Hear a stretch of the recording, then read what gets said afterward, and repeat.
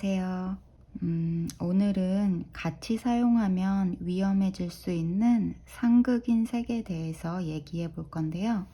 우선 설명을 좀 드리자면 상극의 색은 대체로 두 가지 정도의 종류가 있어요.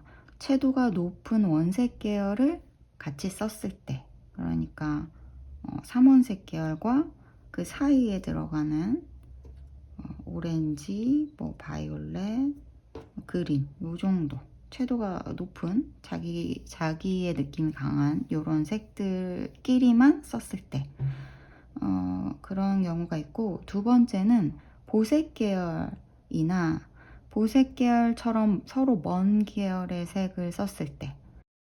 상극이라고 해서 아예 쓰지 말라는 게 아니고 방법이 있으니까 그 원리만 알아두시면 됩니다. 일단은 예를 몇 가지 들어볼게요. 레드와 그린은 거의 완전히 반대쪽이 있잖아요. 요런 거를 보색 계열이라고 하거든요. 그러니까 노랑의 보색은 바이올렛이 되고 블루의 보색은 오렌지 쪽이 되는 거죠. 요렇게 쓰면 위험해진다는 거예요.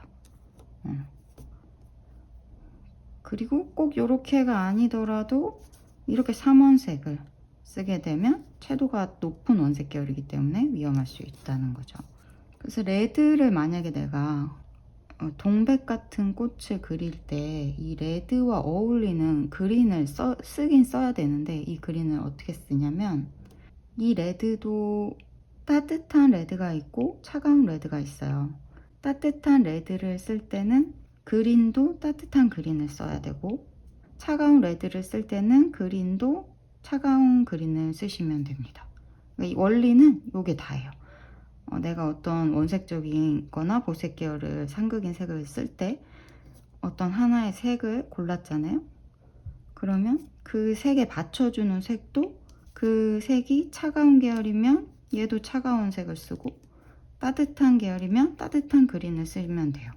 근데 이제 여기서 레드면 레드지 따뜻한 레드가 있고 차가운 레드가 있다는 게 뭔지 잘 모르시는 분들도 있는데, 원색을 바로 쓰는 게 아니고 이 원색 계열의 따뜻한 레드라는 거는 오렌지 쪽으로 살짝 치우친다는 거예요. 그래서 예를 들면 이렇게 레드가 있죠.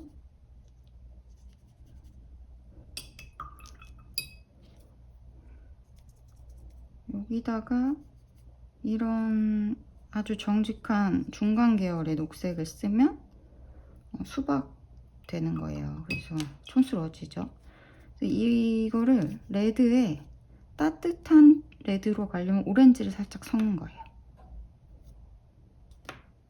많이 섞으면 안 되고, 오렌지를 약간만 섞어도 레드 느낌이 나는데 조금 더 뭐랄까 코랄빛이 살짝 도는 레드 느낌이 나거든요.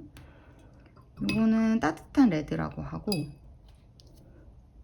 차가운 레드 만들어 볼게요. 요 정직한 퍼머넌트 레드에다가 로즈나 크림슨, 이런 핑크 계열을 섞으시는 거예요. 차갑죠? 이게 영상으로 잘 보일지 모르겠는데, 이렇게 되면 레드지만 핑크에 살짝 가까운.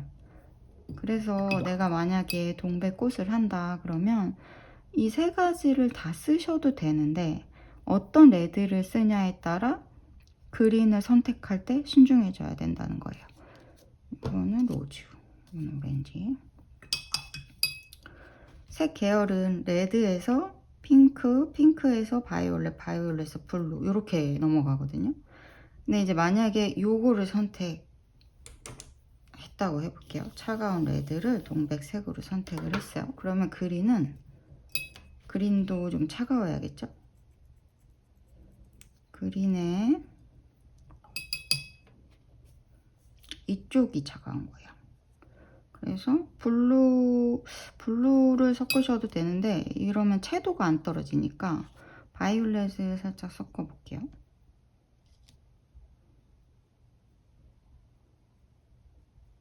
이렇게 되면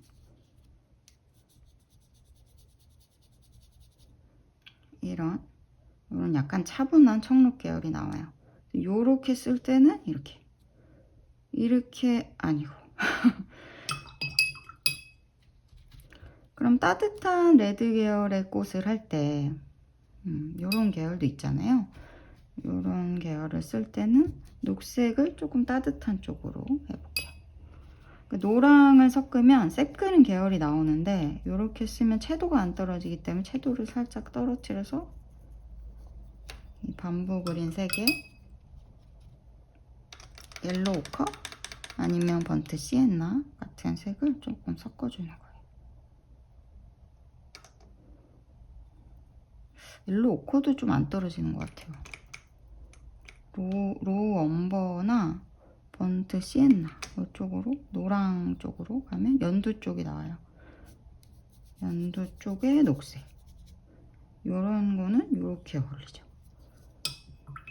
오늘 할 내용은 핵심은 이게 다입니다.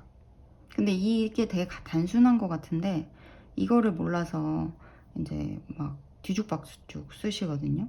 근데 나는 이 차가운 건 차가운 거대로 따뜻한 건 따뜻한 거대로 쓴다는 거를 사실 외우는 거는 쉽잖아요. 근데 그림 하다가 이것도 좀 헷갈리고 잘 안 된다 그러면 다른 방법은 이제 더 쉬운 방법은 하나는 채도를 그냥 높게 써도 돼요. 근데 다른 하나를 쓸 때는 브라운을 섞던지 그레이를 섞어서 채도를 낮춰주는 거예요. 그러니까 둘 다 채도가 높기 때문에 문제가 되는 거거든요. 보색을 쓰든 상극인색을 쓰든 채도가 하나가 낮으면 그거는 별로 문제가 되지 않아요. 그래서 이런 경우에는 이제 채도가 높은 애들을 쓸 때 주의해서 써주시면 됩니다. 보통 브라운이나 그레이를 많이 활용을 안 하시는데 이 브라운과 그레이에 대한 거는 제가 굉장히 많이 설명을 드렸었어요. 여기저기 영상에서. 생각보다 실력이 있는 작가들이나 거장들은 그레이와 브라운을 굉장히 많이 썼어요. 작품을 할 때.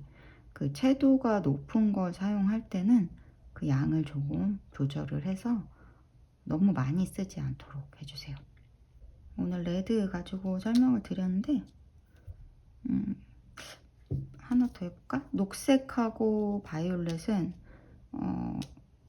조금 멀어요. 그래서 얘네도 좀 어울리기가 쉽지 않은데 조금 가까이 있는, 그러니까 바이올렛에서도 좀 차가운 바이올렛과 요 청록, 얘 말고 요 청록과 차가운 바이올렛은 잘 어울려요. 근데 이제 요런 자줏빛 이렇게 가볼게요. 보라에 핑크 계열을 좀 섞으면 자줏빛 보라가 되잖아요. 이런 보라. 이런 보라와 쓸 때는 채도가 높은 녹색 쓰는 거를 좀 조심해 주셔야 되고, 굳이 쓴다고 하면 이런 좀 따뜻한 보라 쪽이기 때문에 연두 쪽하고 어울린다라는 거를 설명을 드릴게요. 이렇게 원리는 간단하죠. 원리는 간단하지만 알지 못하면 아주 고생을 하는 게 그림이기 때문에 오늘 이거 가지고 보색 계열인 꽃들 있잖아요. 동백 같은 그런 거를 한번 작업을 해보시면 좋을 것 같아요.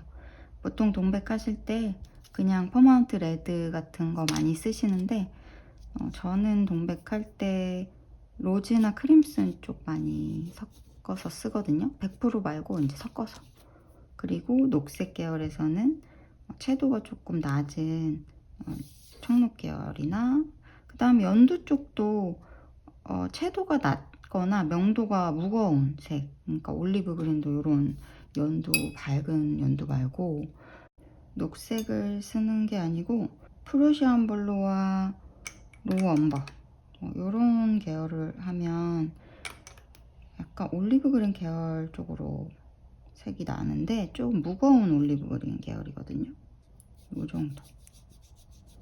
근데 이런 거는 연두 쪽에 조금 가까워도 명도나 채도가 낮기 때문에 차가운 핑크와도 잘 어울립니다. 그래서 무조건 명도나 채도가 떨어지면 색 계열 상관없이 엄청 안 어울리는 경우는 별로 없는데, 항상 문제를 일으킬 때는 명도랑 채도도 높고 서로 사이가 먼 보색 계열이고, 요럴 때 요 3박자가 다 맞으면 이제 그림이 산으로 가는 거니까 요걸 좀 주의해서 앞으로 작업을 해보세요. 즐거운 저녁 되세요.